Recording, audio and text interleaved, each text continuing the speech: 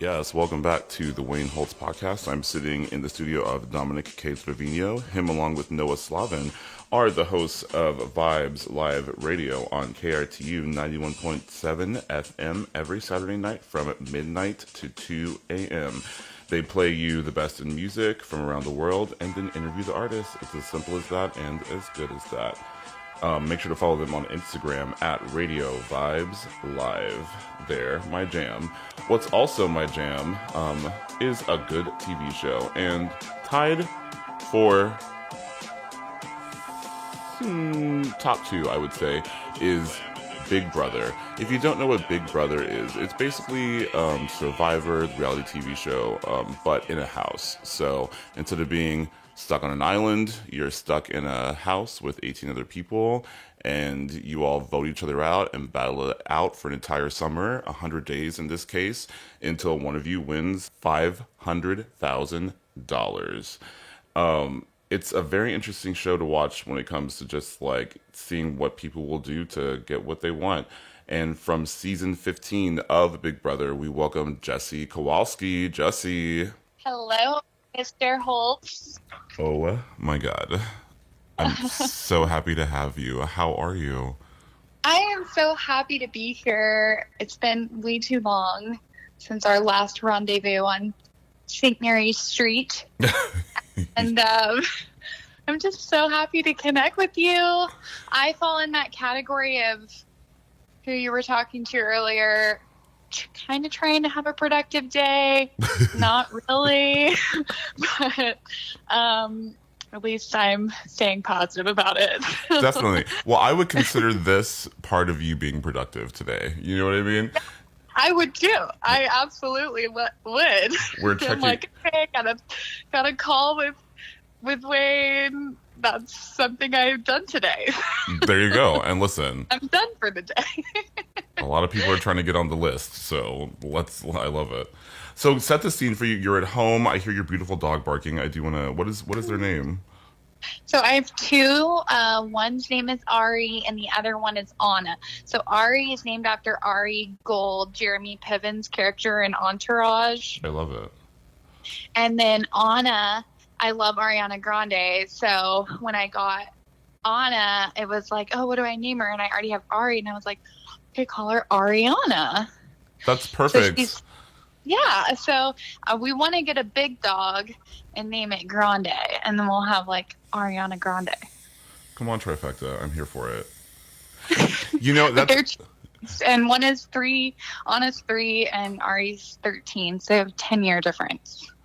Oh my gosh. And honestly, I was thinking about it. That's one of the things that I would be so like if you could bring anything into the house, like I gotta take my dog actually. Like let's get that emotional support in here for the game.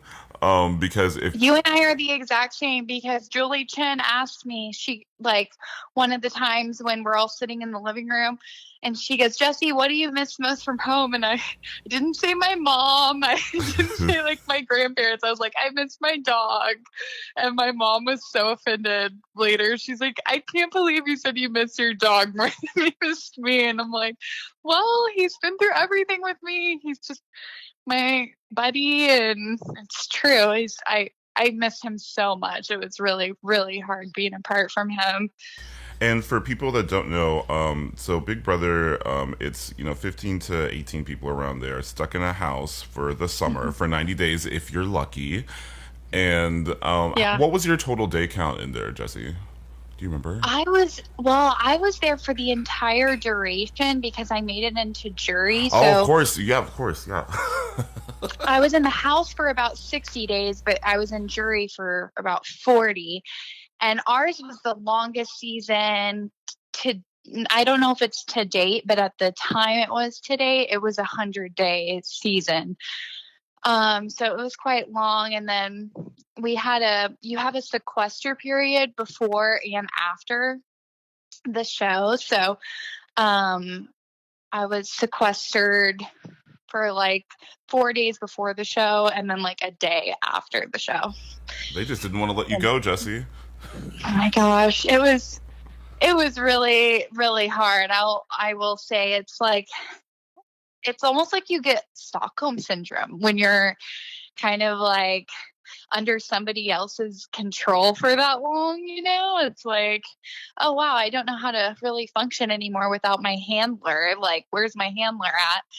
And like even things like my internet passwords and stuff, like just being gone for so long, it was like, what's my internet password? Like, I can't remember certain things after being in there for so long. Yeah, because everyone has their own timeline as far as like how long it takes them to like acclimate to the situation, or kind of like, I don't know, zone out, maybe it's not the right word, where you kind of like forget about real life and you're like, life is the Big Brother house.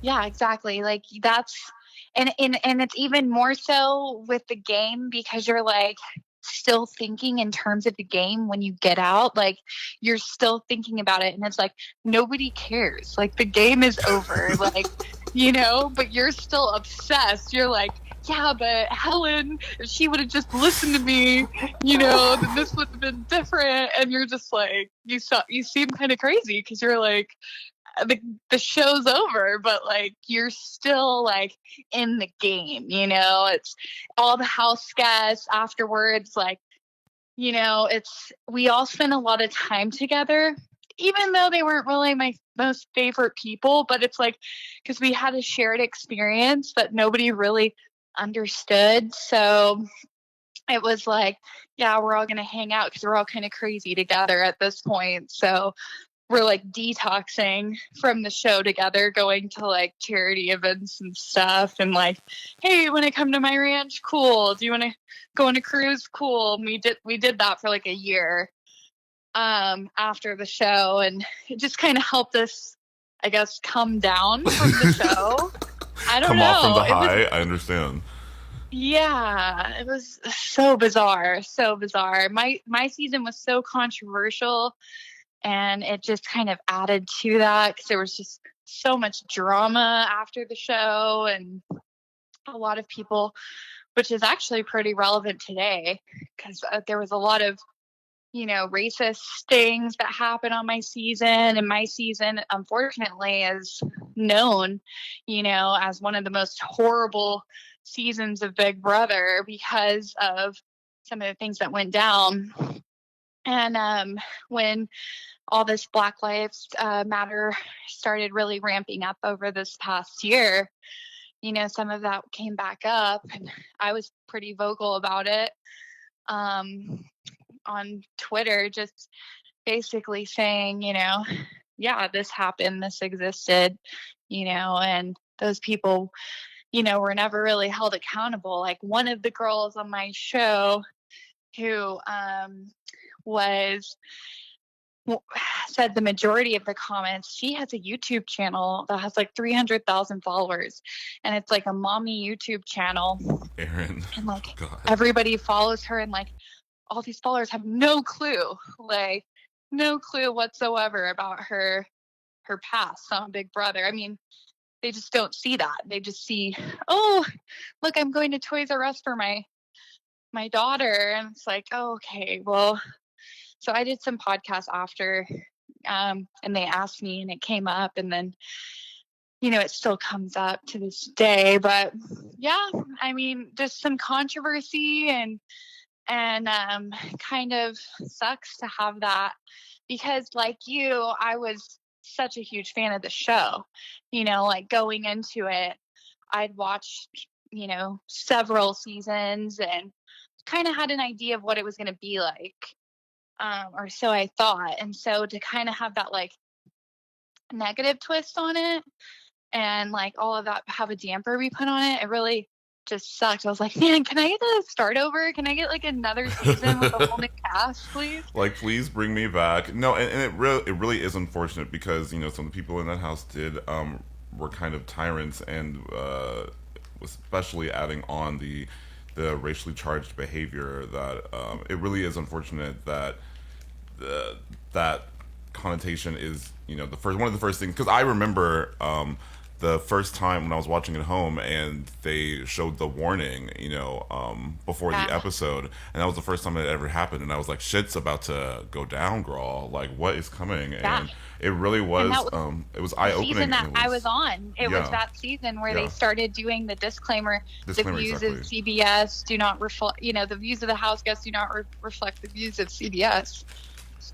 yeah, And we had no clue any of that was going on either. We didn't find out, anything about any of that until after we were out of the house. and so we're doing, and so we'll get to post house, but when you talk about not knowing much, I think about the relationship and what information or what you kind of conversations you have with the producers. Yeah. How so everyone knows because on right here on the Wayne Holtz podcast, I bring in Hmm. guests from people from so many different walks of life, and so they might not be familiar with the game. Though I'm sure there are going to be some Big Brother fans listening. Hi guys. So inside of the house, you have the diary room where you can go in Hmm. and get out all your feelings that you wanna that been frustrated, and if you've been lying out in the game, you can tell the Yeah. truth in front of the camera if you want to. And so when you're sitting there, you are, I'm assuming, talking to a producer. But we know what it looks like, what's happening behind you. What are you looking at when you're sitting there? Oh my gosh, you and I are the same person sometimes, because literally that was like, you and I have the exact same idea. And I was so disappointed, and I hate to be the one to break this information to you because it was such a disappointment to me. You're literally just staring at a camera and no one and nothing, which is really hard for me because I'm just such a people person that it's like it would have really helped me to have somebody there to engage with. I think I could have like gotten further in the game, honestly, had I had somebody in that room or a series of people. Yes, they were talking to me through a microphone, but it's like I couldn't connect with them. I couldn't look them in the eye. And so I'm just literally, it would be like talking to you right now is how I'm talking to the producers. And how did you ask them, like when you would ask them questions, like how responsive were they? You know, I am such a goody two shoes, follow the rules You that were nice. You were nice to them. I just feel like I was just kind of letting the tail wag the dog. I didn't really take control. I would just be like, wait for my interview question and then, kind of respond. Where looking back, I should have been like, why are you asking that question? Did Hmm. somebody say something?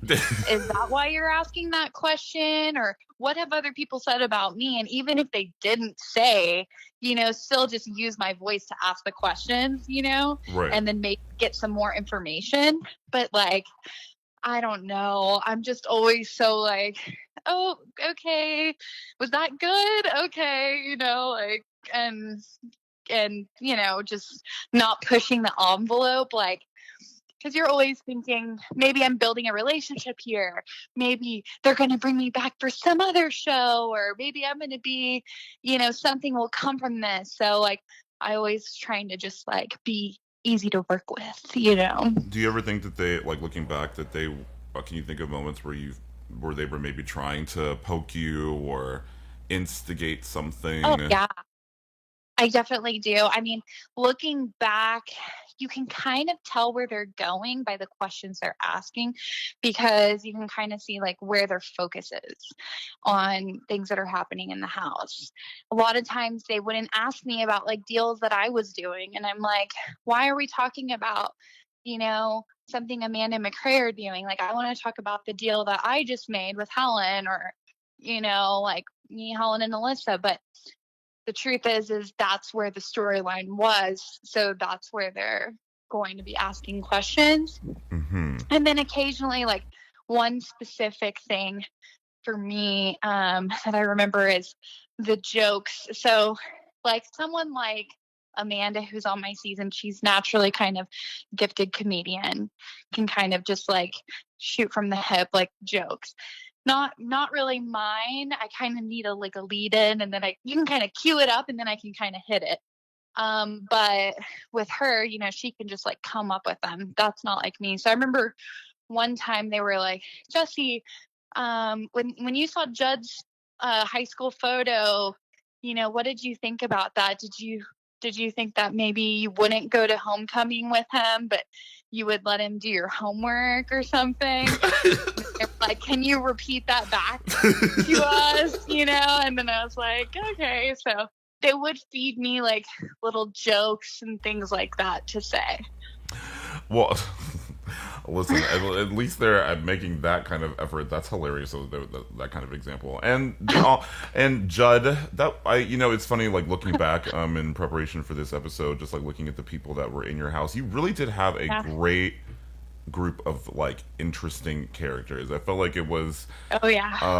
I mean, I'm trying to think of anyone that was actually boring on your season, and you know what? I can't even think of one person. I can't either. No, I can't, because even the most boring people were like quirky and funny and weird. Exactly. I love that.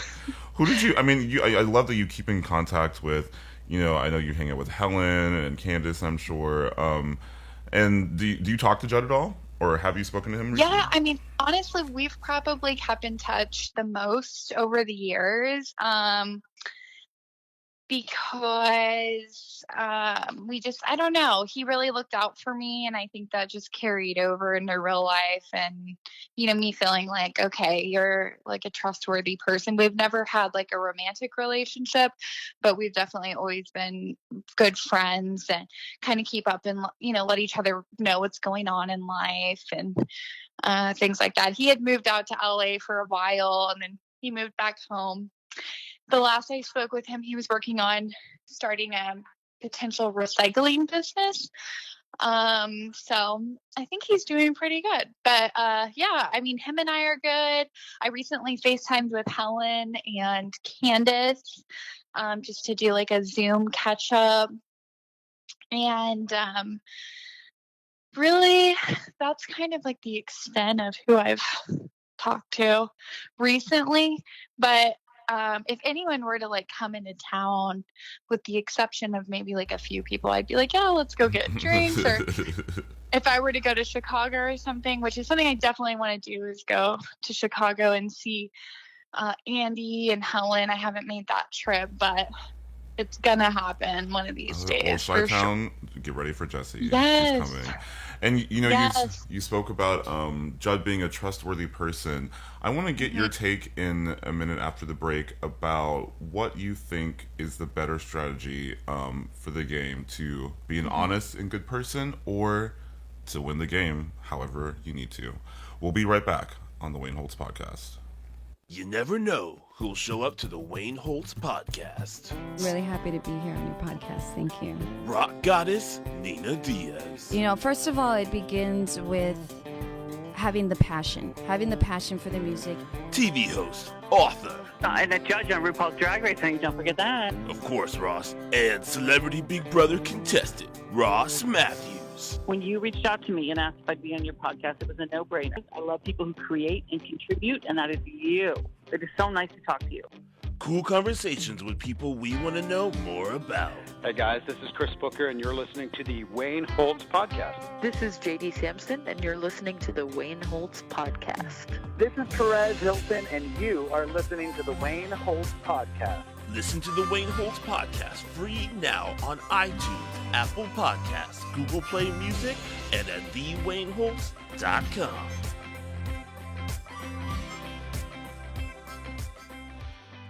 Welcome back to the Wayne Holtz Podcast. We're sitting here with Jessie Kowalski of Big Brother Bitch, the show where you are trapped in a house with however many people and you just fight it out for a summer, and whoever survives gets that $500,000. Yes, come on, $500,000. That's pretty good. Yeah. And Jessie, because people are coming in trying to win that $500,000, second place gets $50,000. people do all sorts of things. Okay, the show is Yeah. a documentation of the human experience, the human agenda, and survival. Okay, that's why I call it Survivor in a House. And so people can be very deceptive. And just to explain to the audience who may not know, each week someone's eliminated, and once you get to like about 7 to 9 people in the house, they when you leave the house, you are sent to a jury house. So you're sequestered in another place, and basically those last 7 people vote and get to pick between the final two, the winner. So Jessie made it to the jury, but anyway. That's how everything goes, Jessie. But like, what do you think about the honest game versus just doing what you got to do? Oh, okay. Like after playing, I went about it the complete wrong way. And I think it is hard too, because you have to take a really honest inventory of yourself and be like, okay, who am I really? And what am I really willing to do? And I think there were certain things that I just wasn't really willing to do. And I wasn't very honest with myself about that. Like leading up to it, you're like, yeah, I'll lie, like I'll backstab, I'll like turn people on each other, I'll sell my soul, like I'll do whatever it takes. And you're talking a big game, in the interviews, and then you get into the house and you're like, oh, like I actually like this person, and like Right. one of the people that I really, really liked actually ended up winning, Andy Heron. He was the first gay winner of Big Brother. And there's this picture of him, and it looks like a Brady Bunch, and it's Andy in the middle, and then it's all of us around him. And it's when he got his HOH. And it's like Andy in the middle posing like he's HOH, he's so happy. And then around him, it's like everybody like, I think I'm going to do really good this week. Andy and I are really good friends.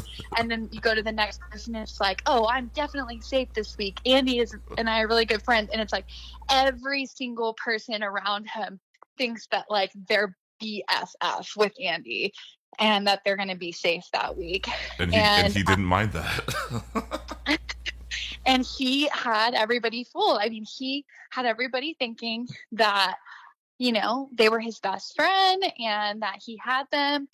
And he befriended, one of the biggest bullies in the house. And I think that really helped him go far, because he could kind of hide behind her game, and like, as soon as she got out, obviously there's going to be a bigger target on him. But as long as she was there, he kind of could like hide behind her.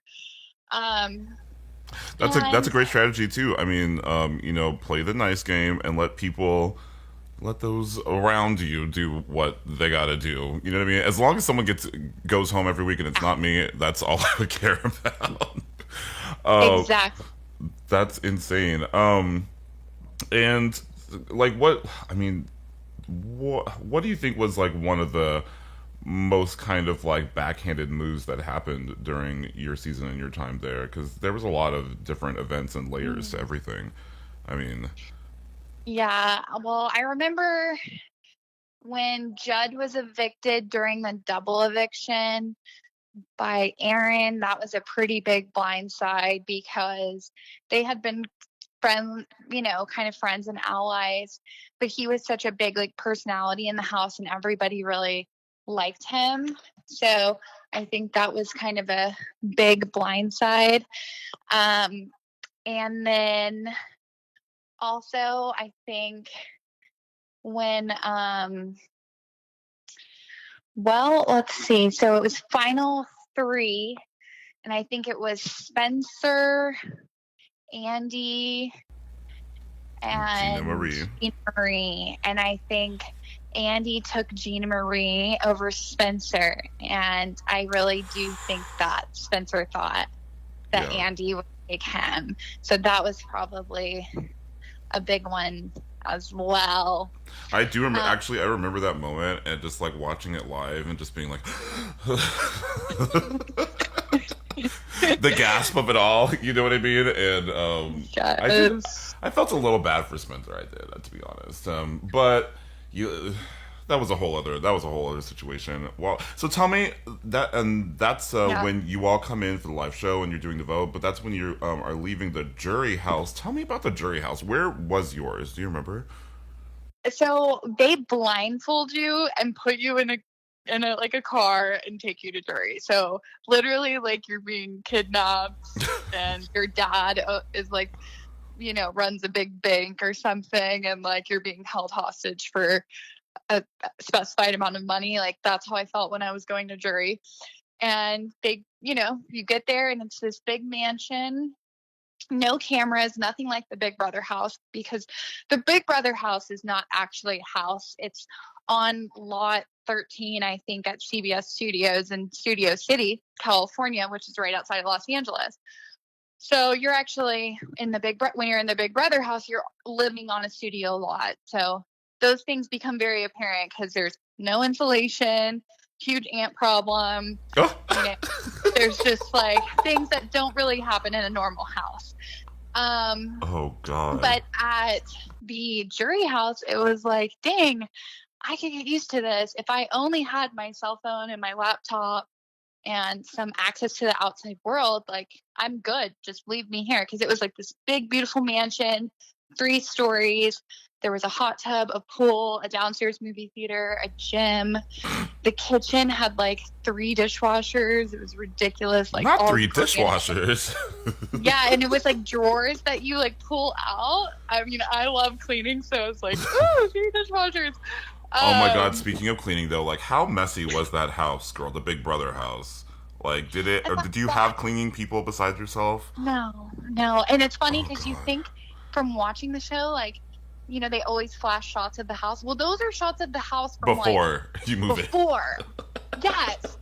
So like they're flashing it all looks nice. No, it gets disgusting when there's 18 people on my season living one bathroom. Wow. For 18 people. Well, I guess HOH. You have another one. Okay, yes. But that's not always open, and sometimes, like, I don't know, whoever, depends on who's the HOH, it's like you don't want to be all in their bathroom. So just so I'm letting everyone know that's listening that doesn't know, HOH is when you're head of household. So every week a main person basically is chosen, and they are kind of like the boss of the house, and so they get their own special room upstairs. You can lock the door, you can watch people from your own TV like around the house. You get a bathroom, I think you get like a snack. Yeah, you get like a basket from home, you get like a letter from family, which I never got an HOH, which was like the disappointment of my life, because it's like, how can I go all the way to Big Brother and not want an HOH and get a cute little basket? But it's fine. It's fine. I got a power of veto, so I won something, but I did not win the HOH. I came very close several times, though. I will say I was like 3rd, 4th, 2nd, but when you're competing, it's like 18 people. It's like, so close, yet so far. I'm sorry you never got to poop in private. I know. I mean, it just would have been so nice, amongst other things to do in private as well. It would have just been nice to have a little bit of privacy. But yeah, I mean, I remember one time I had to defend my bed because, like, when you go in, you kind of like have limited beds, and so at one point there was like someone got evicted and someone tried to take my bed, and I was like, don't you dare, this is my bed. I'm not gone yet, bitch. Laid claim to my bed, and it's like bed wars. And sometimes you're sleeping with somebody who, like, it's like, okay, I've known you for literally like 2 seconds, but yeah, you can be my bedmate now. This is gonna be fun. Just fuck it. Yeah.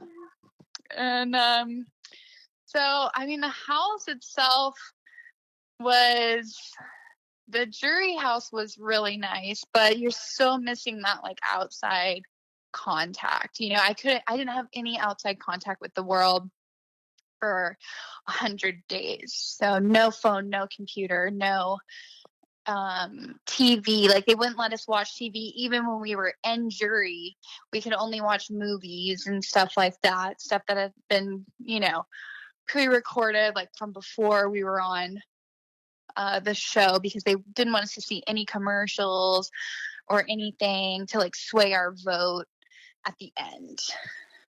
Yeah, oh my God. And that isolation really is like fascinating. And oh my God. And then like the board, because I hear people talk about all the time, how the show is edited, so we see all the interesting stuff, but how bored you all get in there because there's so much downtime in between competitions and actual drama or whatever and gameplay.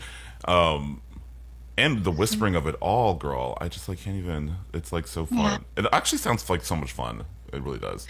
I love that. Well, Jessie, we are talking to Jessie Kowalski from the Big Brother house, who I remember I was sitting at a bar and I hear your voice and I turn and I was like, I just knew this is the day my life will change. And I'm so happy to have had you here. And, where can people follow you? What's going on? Okay, so my Instagram is Jessie_Kowals, Kowals, just like my last name shortened. So it's Jessie_Kowals. And then my Twitter, which I'm not really active on. Occasionally I'll get real crazy about something and post, but it's at JessieClear88. And then my Facebook is private, and I also do have a Snapchat. Yeah, my Facebook is reserved for people that I know in actual real life. Yeah, girl, ain't nobody following anybody on Facebook anymore anyway. So exactly. I don't know. Let's just connect on another medium, and just have my aunts and uncles on Facebook. Okay, come on, aunts and uncles. Well, everyone, if you want to connect with Miss Jessie Kowalski, I know there are a lot of Big Brother fans out there. Make sure you follow her. Thank you for being here so much, Jessie.